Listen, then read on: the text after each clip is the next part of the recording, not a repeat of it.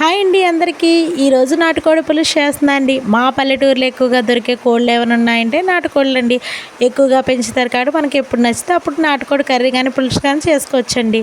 ఈరోజు నాటుకోడి పులుసు చేస్తున్నాను. ఒక్కసారి నచ్చితే మీరు ట్రై చేయండి. ముందుగా కళాయి పెట్టుకొని 1 టేబుల్ స్పూన్ ధనియాలు, 1 టేబుల్ స్పూన్ జీలకర్ర, 2 చెక్క ముక్కలు, చిన్న కొబ్బరి ముక్క ఫ్రై చేసుకొని దంచుకొని పక్కన పెట్టుకోండి. తర్వాత కుక్కర్ పెట్టుకున్నానండి.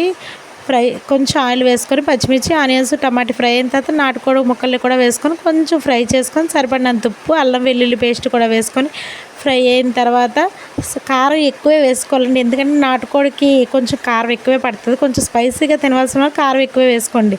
కారం వేసుకొని ఫ్రై చేసుకున్న తర్వాత కొంచెం వాటర్ వేసుకొని మినిట్స్ మూత పెట్టుకొని ఉడికించిన తర్వాత పులుసు వేసుకోవాలండి. పులుపు దగ్గరికి మరిగిన తర్వాత ముందుగా మనం దంచి పెట్టుకున్న ధనియాల పొడిని వేసుకొని తర్వాత కొత్తిమీర వేసుకొని దించుకొని టేస్ట్ చేయండి. అన్నంతో టేస్ట్ అయితే సూపర్. నచ్చితే సబ్స్క్రైబ్ చేయండి.